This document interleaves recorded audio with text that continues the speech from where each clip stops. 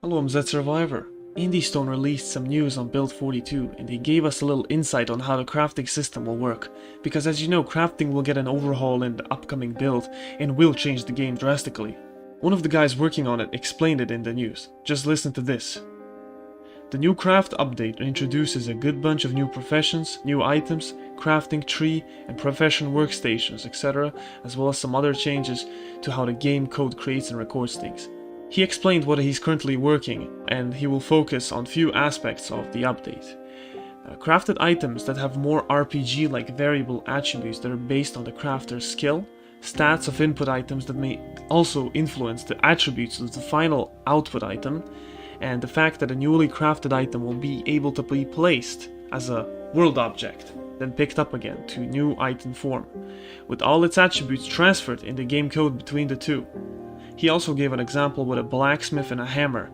If the hammer requires a handle and a hammerhead, the condition of those two and blacksmith's skill will have effect on the output of your crafting. We don't know all the items that are planned, but he did give an example of the shotgun trap. It's not guaranteed to make it into the game, but listen to what he said. Consider a shotgun item that can be crafted with attributes like damage, range and condition, based on the skills of the player who has been upgrading, improving and caring for it. The shotgun is then crafted into a new shotgun trap item where the attributes of the original shotgun are copied over. The trap item is placed on the world as we call an ISO object, and the attributes are once again carried over to it. The range and damage attributes are now being used for the trap's code. The trap gets triggered a few times, lowering the condition attribute. Another player decides to disassemble the trap to retrieve the shotgun from it, and the newly instanced shotgun item copies the attributes from the trap, and we end up with the correct damage and range values as it was originally crafted with. However, it also has a lowered condition due to its activity while it was being used in the trap. There is also a little bit of news on how the animals will work, and how they will migrate and have their paths. Listen to this.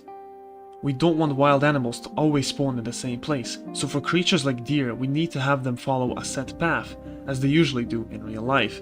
This is being done through additions that Tim has made to World Z, and where we can simply draw all the paths that animals could take with nodes along it where they can eat, drink, etc. It'll be up to the player to try to understand and learn these paths, so you'll know where you can find animals to hunt. We can also perhaps provide lootable items that can mark up rough hunting trails on your in-game map too. Now this is very, very interesting. We will be able to stalk, follow, and learn the paths of animals. And we will be able to learn how they behave, where they go, where they drink, eat, and maybe ambush them, and that's how we hunt. A deer group will contain all relevant members of the deer family. If you kill the buck in a deer group, you won't have phones for quite some time until they find another buck to add to their group. As such, it will be important for players to recognize what animals they should kill, which are still too young, which might be pregnant, and etc. This is extremely cool, interesting, realistic. I like it. I am very, very glad that this game is actually going somewhere. I played this game for 6 years, probably. Of course, not all the time. Of course, I have different games. But looking at it now and then, it is a completely new game. These kind of systems make the game very, very different than other games. The carefulness you must have when hunting, the thought you must put in, and thinking. Of course, this doesn't change a lot. You don't have to be careful. But if you want to be smart, you can. You can just kill everything you see.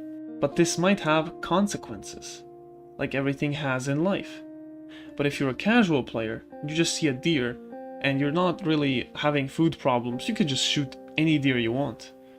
But if you want to really think about it, you can. There's a lot of thought you can put into, but it's optional, which is great. I love this way of the game. Hope you enjoyed the update, guys. Tell me your thoughts below in the comments. I really want to hear what you think. I want to hear also what you want to see next. And I will see you all in my next video.